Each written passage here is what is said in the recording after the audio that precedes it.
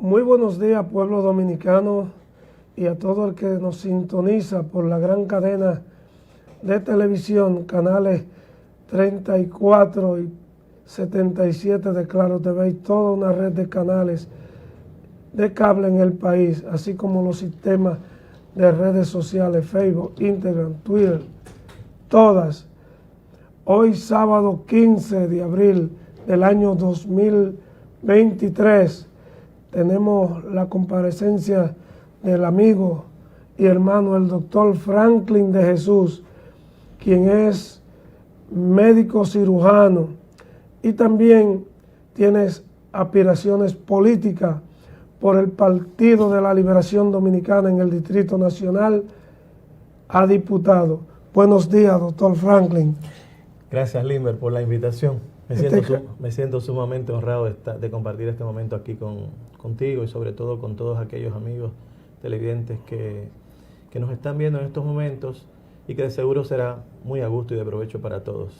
Usted sabe que esto es una transmisión en vivo a través de los canales que ya el pueblo sabe y las redes sociales, y nosotros queremos tocar con usted algunos temas tanto político como social, referente a la salud, a la política, la seguridad ciudadana y una serie de cosas que de usted llegar a la Cámara de Diputados tendrá que interactuar con eso. Doctor, usted tiene aspiraciones en el Partido de la Liberación Dominicana. ¿Qué usted tiene para su partido? ¿Qué tipo de trabajo usted va a realizar para lograr la candidatura a diputado? Bueno, sí, ayuda a mi partido y ayuda a mi país sobre todo. Es decir, creo que hay dos artículos de la Constitución Dominicana que son bastante interesantes. Uno es el artículo 62 sobre el derecho al trabajo, es decir, es una obligación del Estado garantizar el trabajo a la población, el derecho a la educación, que también el Estado lo debe garantizar según la Constitución Dominicana como una obligación, es decir, que debe haber, que no haya diferencias en cuanto a la calidad de educación, tanto a nivel público como a nivel privado. Entonces, que lo que marque la diferencia sea la virtud y el talento de cada quien. En base a eso hemos tratado de estructurar dos leyes importantes que serían de bastante utilidad para el Estado, una ley general de población y una ley de ocupación y de ingresos.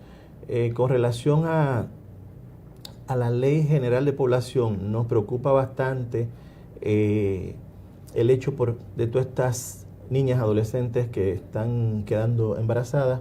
Es un gasto importante dentro del presupuesto de salud pública de nuestro país, pero sobre todo en estudios que hemos hecho, estudios retrospectivos de 3 años, en una maternidad, por ejemplo, la maternidad San Lorenzo de los Minas, determinamos que el 26% de estas niñas, el 24.6%, perdón, son niñas que oscilaban entre 11 a 18 años, el 89% eran embarazos fortuitos.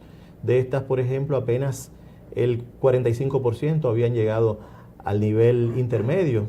Entonces, quiere decir, estos son hogares que se forman, hogares desintegrados, y la desintegración familiar tradicionalmente es sinónimo de violencia. Hay algunos datos del Consenso Nacional de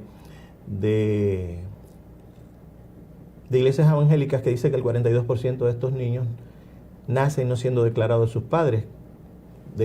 por sus padres. ¿Qué quiere decir? Que esto trae una repercusión psicológica importante con relación, se sienten rechazados, y estos niños tradicionalmente que no eligen ser nacidos se desarrollan con una situación de violencia. Por un lado tenemos los problemas que estamos teniendo con las embarazadas, las haitianas, las extranjeras que vienen a nuestro país, que un porcentaje muy alto, tradicionalmente entre un 5% del presupuesto de salud de nuestro país, y hay que ver si el presupuesto actual es de 137.000 millones, aproximadamente un 5% de este presupuesto se va solamente en el trato de pacientes extranjeros, y en ese sentido el 96.7% son haitianas. Entonces, una forma de ayudarles podría ser, porque la tasa de natalidad de ellas es aproximadamente el doble de que la muy tasa alta para con la dominicana. La dominicana es dos veces.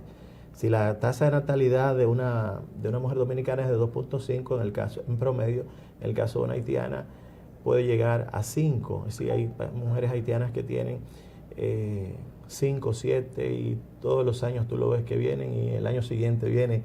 Y entonces realmente se dice que una inmigración sin asimilación se constituye en una invasión. Llega un momento que tú vas perdiendo el país. Entonces, en cuanto a la ley, realmente, la ley de ocupación y de ingreso, hay 9 puntos importantes. Uno de ellos es la seguridad con relación al empleo, la seguridad social, la educación, la salud.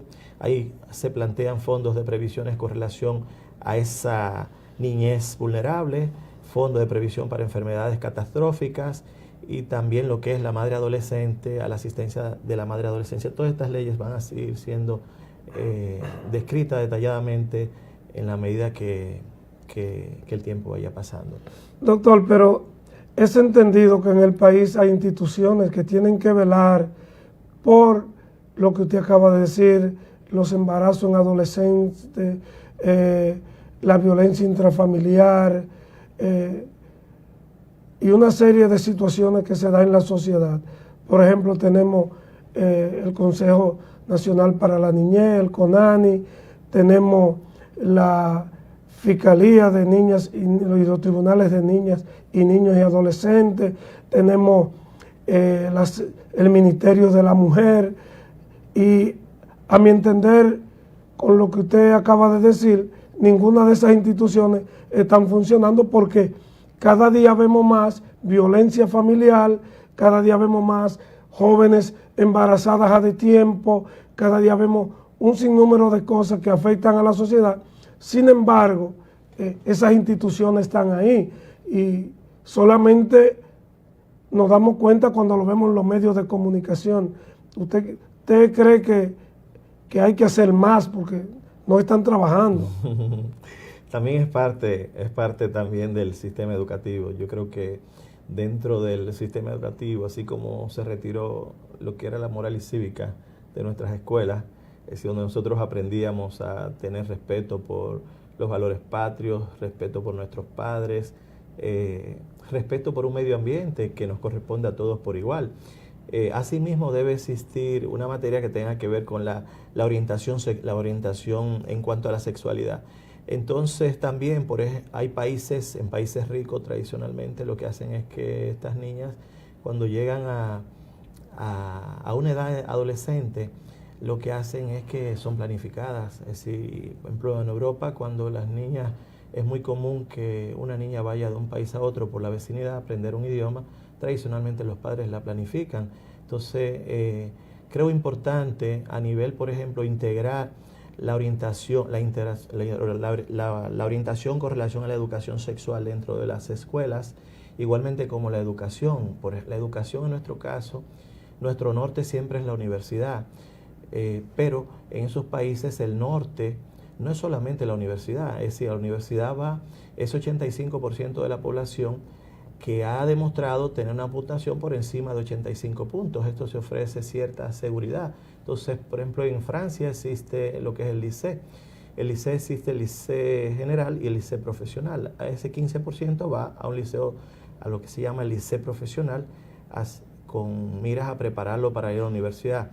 El otro liceo general van a un sistema de escuelas especiales donde concomitantemente van aprendiendo algún tipo de oficio con relación, por ejemplo, a tráfico aéreo, hotelería, pintura, alta cocina. Es decir, de tal manera que el joven, cuando termine el bachillerato, tenga capacidad de productividad de bienes y servicios. La capacidad de productividad de bienes y servicios te lleva a la riqueza, la incapacidad te lleva a la pobreza. Entonces, es un país que hemos mantenido una cultura de un sistema clientelar asistencialista que lo único que genera es pobreza.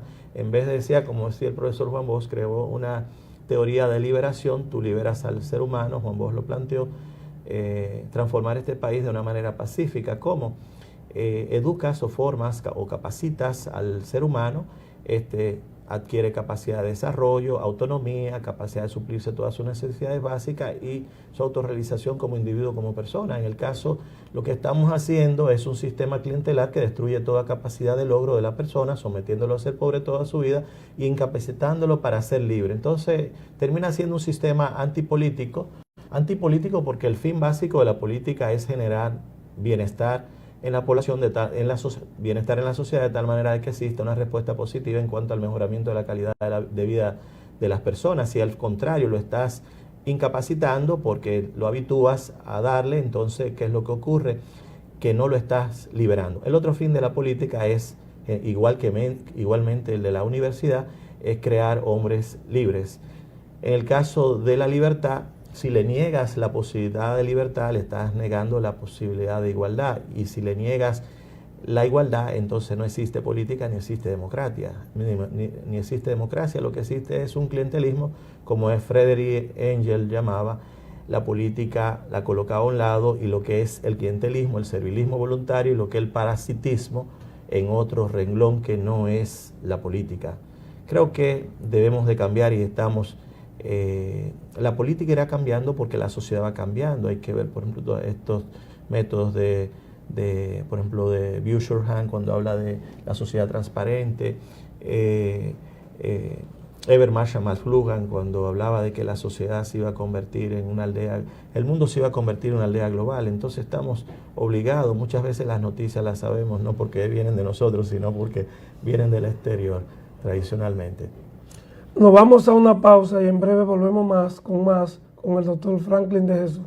Seguimos con el doctor Franklin de Jesús, miembro del Partido de la Liberación Dominicana, aspirante a diputado por la circunscripción 1 del Distrito Nacional.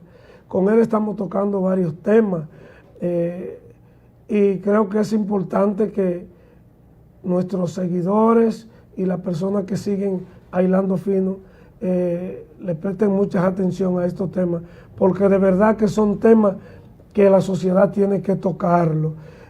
Doctor, ahorita estábamos hablando de los embarazos de tiempo, estábamos hablando sobre muchos derechos que le tocan a los dominicanos y que muchas veces son violados. Pero hay un caso en que la Junta Central Electoral, yo entiendo, y también la Comisión de los Derechos Humanos, los congresistas de nuestro país, que entre ellos hay una pila de vagos en ese Congreso Nacional, de gente que solamente van a hacer cosas ilícitas, y nosotros necesitamos gente que legisle para el bienestar del país. Por ejemplo, muchas veces tenemos todas esas condiciones que usted acaba de decir, porque son personas inexistentes para la República Dominicana, porque se le ha violentado el derecho de ser declarado en una oficialidad del Estado civil. Mientras vemos que a muchos dominicanos se la ponen en China, vemos como muchos nacionales haitianos están plenamente documentados y sus hijos gozan de los privilegios que deben de gozar los dominicanos. Por ejemplo, doctor Cito, yo tengo una joven esposa que no ha sido declarada, pero no ha sido declarada porque su padre tampoco fueron declarados. Y hay una secuencia de no declaración de una familia. Muchas veces su papá y la madre de esa joven ya fallecieron, y el tiempo y la edad que tienen tanto de fallecidos y en la edad que pudieron fallecer, no le permite que haya una documentación inmediata para hacer la declaración. Entonces la joven, como sus padres no fueron declarados por los padres de ellos, entonces ella nace de familias que no fueron declarados, tampoco a ella la pueden declarar, pero ella tiene un hijo conmigo, que tengo todas mis documentaciones, doctor, que estoy declarado, que saben dónde nací, que saben que soy dominicano. Entonces yo no puedo declarar a ese niño porque la madre no está declarada. Ahí la Junta Central Electoral le está violando el derecho a ese niño, porque la madre no está declarada, pero yo soy su padre, que lo quiero reconocer, y yo sí tengo la documentación. Entonces a mí no me lo declaran porque yo no soy la madre. ¿Qué usted cree de eso? ¿Qué usted tiene que decirme sobre esto? Son de las injusticias que tenemos en nuestro país. Hay que ver el buen censo. Un niño que nace no siendo declarado se desarrolla con una repercusión emocional de rechazo, porque siente que su padre, no es el caso suyo, pero la desintegración familiar y la no declaración futuramente son signos de violencia, de malestar. A veces el ser humano, si tú le niegas toda la posibilidad de desarrollarse, como decía el profesor Juan Bosch, buscará la manera de desarrollarse como de lugar. Entonces realmente aquí nunca se han tratado, sacando ese caso suyo particular, que creo que hay que ver el buen censo, nunca se ha tratado las causas de bases que generan la violencia, que generan la delincuencia, porque en el fondo lo que no se hace política, sino lo que se hace es negocios con el Estado. Y más fácil, por ejemplo, encuentra la defensa alguien que le da dinero a un buen abogado, y el buen abogado justifica la manera de declarar a ese niño como de lugar. Es decir, hay muchas debilidades que tiene el sistema, yo creo que en eso debemos mejorar bastante, es una injusticia, y creo que el país tiene que buscar la manera de buscar las personas adecuadas, de no seguir como aquel que castiga, la fusta que castiga el caballo, porque tradicionalmente tú terminas besando cuando tú aplaudes muchas veces vamos a suponer, un rifero. Por ejemplo, el rifero es el mismo que te somete a ser pobre, pues te mantiene la esperanza de hacerte rico, pero en el fondo quien se hace rico es el rifero. Entonces, ¿qué pasa? Tú terminas votando por el mismo que te da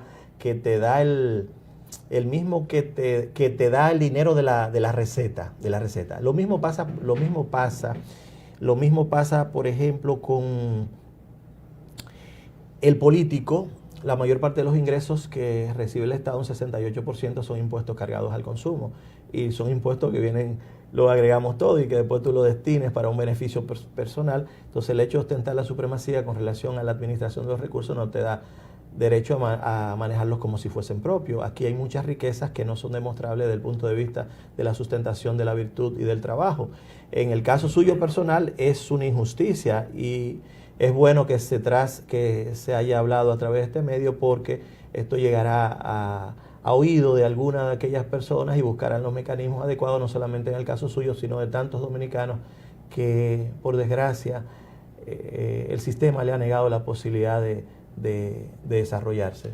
Y eso es porque cuando se le niega el derecho a la persona, se están convirtiendo esa persona que más tarde puede ser creando un nido de delincuencia, porque al negársele los factores que terminan el desarrollo social, económico y moral, al negarle esos derechos, la persona tiende a buscar los medios más rápidos y más fácil. Entonces, es más fácil para muchos de los políticos que tenemos en ese Congreso Nacional, dirigiendo el país, mandarlo a matar con la policía, que crear los mecanismos que deben de crear para que el ciudadano pueda vivir decente, pueda vivir en su país y la delincuencia se pueda ir un poco aplacando. Pero para eso nosotros necesitamos legisladores serios y responsables, porque hasta ahora hemos tenido un grupo de legisladores que no han hecho más que meter el país más para el hoyo. Es una gran realidad. Después necesitas una policía represiva para tratar a aquel joven que has dejado sin oportunidades. Este es un país donde el que es pobre termina siendo pobre. La posibilidad de migración social en los últimos 30 años es menos de un 2%. Y terminan siendo pobres y heredando la pobreza porque continúan con el mismo trasfondo social y la misma desigualdad de oportunidades. Aquí la mayor parte de los políticos, para decir político, porque político es una cosa, ahora empresario de la política es otra cosa, es decir, aquel que ve la política no como un medio para transformar la sociedad, como un medio para construir un país mejor, es diferente a aquellos que ven la política con fines electorales, de tal manera de mantener una parte de la población en opresión y que no tengan capacidad de interpretación de la realidad. En el fondo es un negocio un negocio que genera, donde hay inversionistas, donde están los lobistas. El empresario, por ejemplo, tradicionalmente, el empresario es positivo, es importante para la sociedad, porque para vender un producto tiene que dar en la tecla de la necesidad del ciudadano. Es decir, el empresario vende leche, el empresario tiene empleados, el empresario tiene que hablar estrategia de marketing, pero el lobista lo que hace, invierte en un candidato determinado y después lo único que le interesa es sacar los beneficios de la inversión que ha hecho. Es decir, convierte al ciudadano en un activo, una mercancía. Entonces, ¿qué ocurre después? El lobista le vende al Estado, es suplidor del Estado y compra 5 y vende a 100 y se distribuye, y entonces ahí la calidad del gasto no es buena. Tú ves, por ejemplo, en salud, en el caso de nosotros particularmente, tenemos un porcentaje, una inversión en salud que en el 2022 era de un 2.1%, hoy en día en el 2023 es de un 2%. Es lógico que siempre van a haber precariedades porque no se invierte lo necesario. Hay un economista, hay un premio Nobel de Economía que es Amartya Sen, que demostró que cuando tú inviertes en educación, en salud, en acceso a agua potable, tú logras un gran desarrollo. Y lo demostró en una de las sociedades más pobres de la India, en Kerala, y de una ciudad más pobre llegó a ser una de las sociedades más ricas de la India. Lo mismo ha ocurrido en el caso de los chinos. Hay que ver que Deng Xiaoping, una de las cosas que hizo cuando fue al exilio porque haberse opuesto a Mao, él duró 6 años en el exilio. Cuando tras la muerte de Mao regresó, y toda la experiencia que él tuvo, él se dio cuenta de que China estaba muy atrasada con relación al mundo. Ahí empezó a darse cuenta, las universidades estaban cerradas, no había acceso a los exámenes de ingreso a las universidades, y él comenzó a dar apertura a todo esto. Vio la posibilidad de que en China en ese momento quizás tener una bicicleta, el que tenía una bicicleta era de clase prácticamente adinerada. ¿Qué ocurría? La mayor parte de la población no tenía zapatos ni para invierno ni para verano, y se dio cuenta que China tenía que abrirse al mundo y que tenían que pensar más en el ser humano a través de unas negociaciones. Cuando comenzó esas negociaciones con Estados Unidos, hay que decir que fue Occidente quien ayudó prácticamente a China a desarrollarse, pero ellos se dieron cuenta que había un déficit. Entonces, en ese sentido, quizás pensaron, le dieron la oportunidad de enviar estudiantes a Estados Unidos a estudiar.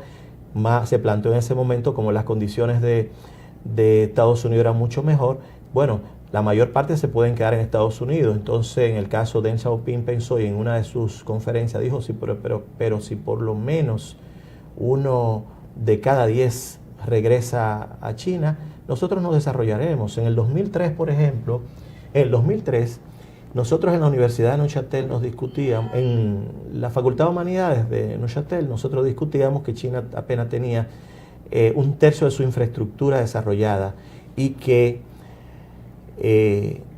la mayor parte de los chinos andaban de bicicleta. Es decir, un país creciendo, los últimos 10 años había crecido sobre 2 dígitos, es decir, un 10, un 11%, era cuestionar el hecho de que después que todos esos chinos comenzaran a tener todas las necesidades que tenían europeos. Es decir, y así pasó. En el 2013 el Producto Bruto Interno de China era un 3%. Hoy el de Estados Unidos era un 25%.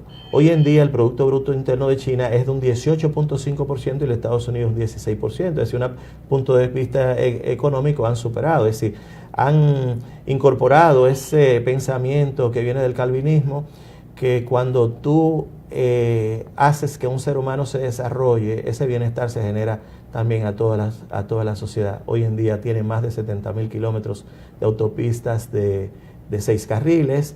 La CIME, me parece que entre el 2006 y el 2008 construyeron en la primera línea de tren de alta velocidad. Hoy en día, en el 2018, tenían más de 25.000 kilómetros de trenes de alta velocidad, y para el 2035 tendrán para el 2025 más de 35.000 kilómetros. Entonces esto es desarrollo de infraestructura. Cuando quieren desarrollar un área, hacen un puerto, un aeropuerto, y han ido liberando ciudades.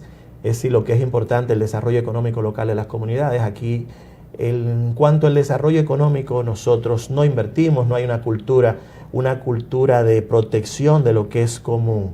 Protección de lo que es común es protección de los recursos que deben ser destinados a lo que es la salud, la educación, el desarrollo humano, el aparato productivo, aquí por lo que es la justicia, que es el primer valor fundamental según algunos grandes, como el caso del emperador Marcos Aurelio. Entonces aquí ese sistema parasitario lo que hace es que quienes administran los recursos terminan con una fortuna que no es demostrable. Sin embargo, entonces la población que no tiene una cultura de generar presión social se va quedando sin transporte, sin la infraestructura de transporte, sin el transporte, sin salud, sin educación, sin desarrollo humano, sin desarrollo económico local de las comunidades, sin desarrollo del aparato productivo. Es decir, tú puedes tomar prestado, como este gobierno, por ejemplo, el gobierno actual es un gobierno populista, y los gobiernos populistas aman tanto a los pobres que lo único que hacen es multiplicarlos. Doctor, vamos a tener que ir a una pausa para en breve regresar. Seguimos con nuestro programa Contrariando por la cadena de televisión Canal 34 y 77 de Claro TV y por toda una red de cable, todos los canales de cable del país y las redes sociales. Hilando Fino, televisión a otro nivel, donde decimos y actuamos con la verdad sin cortapisa, porque así lo ha decidido el presidente y líder de esta empresa, el licenciado Salvador Holguín, próximo senador de la provincia de Dajabón, por el Partido Revolucionario Moderno. Vayan nuestro apoyo y nuestras congratulaciones a ese joven ejemplar de la comunicación y de los servicios sociales. Seguimos con el doctor Franklin de Jesús. Doctor, usted tiene sus aspiraciones a diputado por la circunscripción 1 por el Distrito Nacional. ¿Usted sabía que para ser diputado usted tiene que caminar los sectores que componen esa circunscripción, donde tenemos muchos sectores marginados, como es aumentar la carretera Sánchez, la Independencia de los extremos, kilómetro 8, kilómetro 8,5, kilómetro 7, el Pedregal, y si nos vamos aquí vemos el Manguito, vemos el 27 por la 27 de febrero aquí. La Puya de Naco. La Puya, y esos sectores que son donde están las masas que votan, porque hay otros sectores, pero la gente es más comedido, es decir, son compromisarios con los planteamientos que usted hace, es decir, son compromisarios con la propuesta suya de su campaña y lo que usted puede hacer en el Congreso, mientras que con otros usted tiene que interactuar. ¿Usted está preparado para eso, doctor? Con toda certeza, es decir, yo soy un hombre que nací pobre y de la misma manera que nací así, uno se va y es mejor irse bajo la idea de que por lo menos hizo algo para que este mundo sea mejor que lo que uno lo encontró. Es triste que la mayor parte de nosotros tenemos que ir a esos corredores de pobreza. Es gente que te recibe con los brazos abiertos, es gente que te brinda lo que tiene. Y realmente es interesante, pero el fin de nosotros yo realmente soy un ser humano que me liberé. Prácticamente tuve un padre que nos dio una guía y nos enseñó el valor de la educación. Y tradicionalmente una persona que aspira a tener cierto liderazgo trata de guiar a los demás por un camino de liberación, un camino que realmente él ha recorrido. Yo creo que hay mucho que hacer en todos estos barrios. Hay que iniciar un proceso de capacitación continua, hay que ver la demografía en esos sectores que es muy densa.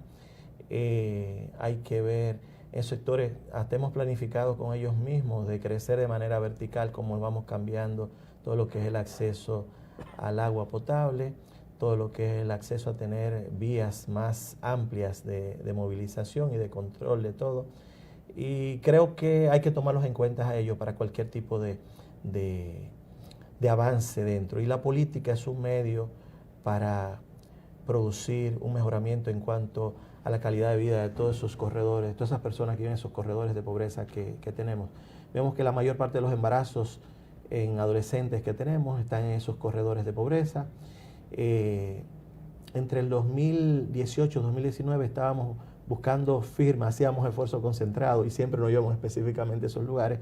Y al final nos dimos cuenta de que estábamos prometiendo a las personas algo que realmente no iba a ser. En ese momento nos dimos cuenta de toda lo que eran las causas que generaban esa pobreza, y todos esos hogares monoparentales, hay que ver que aproximadamente el 48.43% de los hogares en nuestro país son hogares monoparental, la mayor parte son hogares que son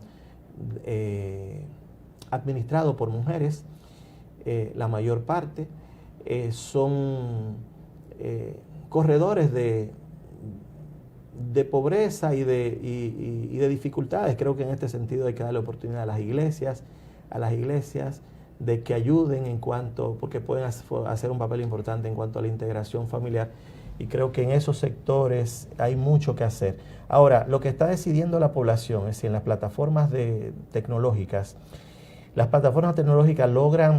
logran orientar la afiliación partidaria solamente de un 39.5% de la población. El otro 60% de la población que no pertenece a ningún partido político tradicionalmente es aquella parte de la sociedad que hace cambiar. Y en ese sentido la clase media, está siendo muy golpeada, sobre todo en los últimos años, con todos estos préstamos que se están cogiendo. A veces se toman préstamos, pero ¿qué ocurre? Se intenta justificar el préstamo con relación al porcentaje, con relación al Producto Bruto Interno en base a la capacidad de pago, pero no se analiza con relación a quién tú le debes esa deuda. Si esa deuda la debes, como Japón, que debe su deuda a su país, a su gente, a nativos, empresarios, dueños de empresas importantes, la Mitsubishi, la Toyota. ¿Qué ocurre? Esa deuda es controlada, pero en el caso de nosotros va a llegar a un punto de no control, y eso va a generar mucha dificultad, va a generar mucha inflación. Y si tú, por ejemplo, no terminas haciendo lo que el que te debe dice, entonces dice, mira, o haces lo que te digo o realmente vas a terminar fuera del cargo en 3 o 4 días. ¿Tú entiendes? Entonces eso es lo que estamos pasando. Vemos gente tomando decisiones que no se basan en base a la convicción y la certeza de que es lo mejor para los demás. Y lo que es la convicción y la certeza es lo que te da el dominio. Mucho se podrá hacer por estos corredores de pobreza. Es decir, en la medida hay que ver que en la medida que tú cambias la vida de una persona, esa sensación de bienestar se genera en el resto de la sociedad. En eso creemos, lo hemos visto en países ricos. En países ricos no son ricos porque producen más, sino es una actitud, es un comportamiento de defensa a lo que es común, a los recursos que deben ser destinados, a lo que es la productividad agrícola, a la educación, a la salud, al desarrollo económico local de las comunidades, a la justicia, a la seguridad. Es decir, si tú la seguridad, por ejemplo, no piensas, para tú hacer una transformación a nivel de seguridad, tú tienes que pensar en el activo más importante, y el activo más importante es el ser humano. Si tú realmente retiras si por ejemplo tú vas a retirar 248 coroneles, y esos 248 coroneles, 150 son académicos, es decir, aquellos que tú has utilizado el tiempo, los recursos para prepararlo desde el punto de vista de la dirección del comando en cuanto a la operatividad, es decir, ¿qué ocurre? Tú lo sacas, entonces tú no vas a tener una reforma policial. Es decir, en medicina tú ves 2 jóvenes, esto ocurrió en el hospital del Fundón, nosotros llamamos en Río de Janeiro el Hospital General de Río de Janeiro, 2 jóvenes y querían hacer una amputación de una pierna de una persona. Entonces ellos habían prácticamente evaluado, pero hay algo que se toma, que una amputación de una pierna está indicada cuando no hay pulso, no hay temperatura y hay cambios tróficos de color, la pierna está negra. ¿Qué ocurre? Estos 2 muchachos estaban más interesados en cortar esa pierna que no en valorar si realmente había la indicación. Entonces viene un compañero de nosotros, que el doctor Alberto Pérez Vaquero, evaluó el paciente y ya el paciente estaba listo estaba vestido, se había hecho la asepsia, todo, y ya estaban preparados para hacer el procedimiento. Mi compañero le dice sencillamente, mira, pero por lo menos déjame evaluarlo. Si había pulso, había un pulso suave, había cambios tróficos, había temperatura, la temperatura estaba un poco disminuida, pero no había la indicación de cortarla. Habían algunos pequeños cambios tróficos, pero mi compañero le dijo, mire, ustedes no van a amputar esa pierna. Entonces así en la seguridad se toman decisiones igual. El país, los países ricos, eso es lo que tienen, le dan prioridad a lo que es el ser humano. El ser humano es el activo más importante que una sociedad tiene. Es quien es capaz de producir bienes y servicios. Si no hay capacidad de productividad de bienes y servicios, entonces no hay construcción de riqueza y vamos a seguir teniendo el país pobre que tenemos. Es decir, un país que es muy bueno para un 4% de la población, que es rentista, trabaje o no trabaje, como quiera va a estar bien porque han acumulado intereses suficientes para garantizar su vida futura. Hay un 11% de la población que viajan, tienen buenos autos, pero esto en base a préstamos y también mantienen esa bonanza de ese 4%. Y el 85% de la población no tiene las condiciones para suplir todas sus necesidades básicas. Viven en indigencia plenamente. Entonces, ¿qué hay que hacer? Hay que desprenderse de algo para no perderlo todo. Lo mejor es buscar la manera de que esa parte de la sociedad también se desarrolle en la manera de que, por ejemplo, hay que cambiar, hay que plantear un cambio en el sistema educativo. La calidad de nuestros profesores, hay que mejorar la calidad de vida de ellos en la medida de que se van capacitando, formando. No es posible que haya un profesor en nuestro país sin trabajo, pero para tú mejorar un estímulo podría ser en la medida que avanzan. Hay que cuestionar los contenidos, los métodos, hay que conocer cómo funciona ese sistema de aprendizaje, que si todos los puntos tú aprendes y tú captas a través de 5 sentidos y muchas veces tú terminas hasta que tú no conoces lo que son todos esos centros que hay dentro del cerebro, como son centros de relevo, de asociación. Tú captas a través de una cámara que es el ojo, si es la vista, pero ahí no ves con la cámara anterior, sino ves con la parte posterior de la cámara, que es donde están los conos y bastones de la retina. Ahí, por ejemplo, hay un sistema de transporte que pasan de un ojo a otro, salen 2 nervio óptico, se unen en un centro, se llama quiasma óptico. Del quiasma óptico van a lo que se llama la cintilla óptica, van al tálamo, el tubérculo geniculado lateral del tálamo, van a través de las radiaciones ópticas de gratioles, llegan a lo que se llama la cisura calcarina, donde hay 3 áreas importantes, una que es de conocimiento visual, otra de motricidad ocular y otra de asociación. Entonces hay 3 cerebros, como Paul MacLean lo había descrito. Hay un cerebro que es un cerebro reptiliano, que es la parte más antigua del cerebro. Si vas a preparar un discurso, lo más lógico es que el 55% de tu discurso venga a lo que es la parte de la reptiliana, la parte antigua, que tiene que ver con la alimentación, tiene que ver con el poder, tiene que ver con la perpetuación de la especie. Hay otra parte que es la parte emocional. Entonces, ¿qué han hecho los europeos, sobre todo?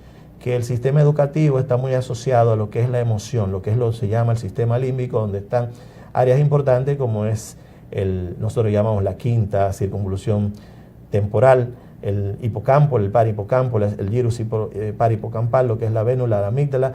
Todo eso son estructuras que están dentro del cerebro, que cuando tú asocias el aprendizaje a algo emocional, pues tradicionalmente al miedo o la emoción, se queda. Y hay algo que también es la disciplina, que tienen muchos los orientales, lo que es la organización, la limpieza, la puntualidad. Esto también ayuda. Entonces tenemos que, yo creo en aquella competencia sana, aquella competencia académica, cuando si tú quieres que un grupo de estudiantes sean buenos, tienes que buscar a alguien que haya sido brillante, ¿entiendes? Y le va a enseñar. Sí. Es muy difícil que tú inspires si no sabes, y todo se consigue en base al esfuerzo. Y yo creo en esa competencia sana a nivel educativo, de que el estudiante tiene que mantenerse todo el tiempo. Es decir, el éxito depende de la sumatoria de pequeños esfuerzos y hay que estar estudiando continuamente. Doctor, perdone que le interrumpa. Yo quiero que ya vamos casi a la fase final del programa. Yo quiero hacerle 2 preguntas a la vez sobre el sistema de salud en el país, y que usted nos hable sobre el posicionamiento que le dan a su partido las últimas encuestas de la Galo, donde se ha armado un avipero, donde los números de que no cuadran y un sinnúmero de pataleos según los PRMistas. Entonces, yo creo que para usted llegar a diputado tiene que tener un partido fuerte. ¿Qué usted tiene que decirnos sobre esas dos vertientes, tanto del sistema de salud, de atención primaria, como la última encuesta que hizo la Galo, que por cierto, el grupo Corripio no aceptó que la publicaran en sus medios? Sí. Hábleme de eso, doctor. Dígaselo a la gente. En cuanto a la educación, sabemos que, en cuanto a la salud, sabemos que el porcentaje con relación al Producto Bruto Interno está mucho por debajo de lo que es el promedio en América Latina. Si el promedio de inversión en salud en América Latina es de 3.8, en el caso de República Dominicana es un 2%. Es lógico que tienen que haber precariedades. Ahora hay otras cosas que tienen que ver con lo que es la calidad de ese gasto, siempre buscando, lo adecuado es buscar lo que es un bienestar común con relación a la educación y con relación a la salud. En el caso de las encuestas tradicionalmente... Ahí lo pusieron feo, doctor. No, la mejor encuesta, porque todo, tú tienes que valorar. Según los PRMistas lo pusieron feo ahí. No. La encuesta, por ejemplo, tienes que valorar cuál es la proporcionalidad con relación al método. Tú tienes que valorar, por ejemplo, el momento. Hay, por ejemplo, un economista importante, por ejemplo, Carl Mendel, que hablaba, y el mismo Friedrich Hayek, que hablaban de lo que son las acciones que ocurren en el momento. Entonces, eso a nosotros no es motivo de preocupación. Tenemos un candidato que tiene la voluntad política de hacerlo, tiene bastante conocimiento, conoce los lineamientos, las pautas, lo que es la estrategia y la operatividad de hacer un cambio en este país. En el caso, por ejemplo, la encuesta tradicionalmente es hecha a la medida de quien la realiza.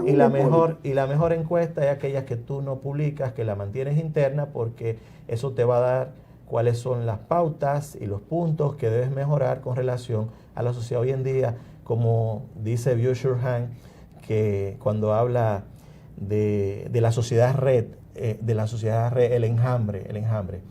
Hoy en día tú, a través de las plataformas de Google, tú puedes comprar esa información. ¿Qué porcentaje tiene que cada partido? ¿Qué porcentaje tiene cada quien? En el 2020, para las elecciones del 2020, apenas Google había considerado, porque lo que hacen las plataformas es que en base a la retórica, en base a las palabras, en base a los likes, en base a las fotos que dan, son clasificados de un partido u de otro.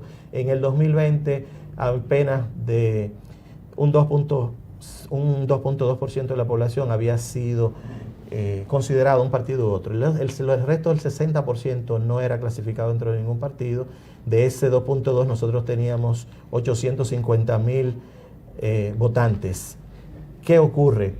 El partido contrario tenía 300,000. No es posible que un partido de 300,000 le gane a un partido que tiene 800,000 votantes. ¿Cuál es el factor importante? Ese 60%, que es la parte de la sociedad que está dentro de la sociedad civil, que dice que es necesario hacer política de una manera decente, con honestidad, en base a un bien común, un interés general, un bienestar colectivo, un desarrollo integral de todo y preservación de derechos de la sociedad, y pensar que una sociedad no sube solo, seguimos simplemente pensando un pequeño grupo, o que el predestinismo, diríamos, de que por el hecho de que soy hijo o tal, o que dependo de tal persona. No, hay que valorar, como decía Sócrates, que él valoraba lo que era el talento y la virtud, contrario a los sofistas de ese momento que decían que lo importante era tener dinero y ser conocido. No, creo que debe imponerse el talento, la virtud y el buen senso de buscar un bien común. Sabemos de que existe Hemos llegado al final, doctor. El tiempo en televisión es corto, es un factor mortal para los invitados y para lo que hacemos. Queremos que ya usted se despida de las personas que le han dado y que le siguen y que siguen este programa. Y en una próxima entrega, que será cuando usted lo disponga, seguimos. No, en mi caso particular, simplemente me toca agradecer la gentileza, la cortesía que ustedes han tenido, sobre todo Jorge Schecker, un amigo de mi adolescencia, prácticamente, que Es decir, y que existe una fuerza buena y sublime que controla todo con su sabiduría y su inteligencia, aquella, como decía el mismo Einstein, que es de Baruch de Spinoza, es decir, aquella que se revela en la armonía ordenada de todo cuanto existe, está ahí, porque yo no tenía pensado encontrar a Jorge ese día y mira dónde me ha traído. Creo que a mí soy apasionado por la política, pues la política en base a un bien común, un interés general, un bienestar colectivo, un desarrollo integral de todos y preservación de derechos. Gracias por la cortesía de ustedes de haberme invitado a este programa. Y gracias al pueblo dominicano por seguir a Hilando Fino y el programa Contrariando. Quédese ahí que hay más.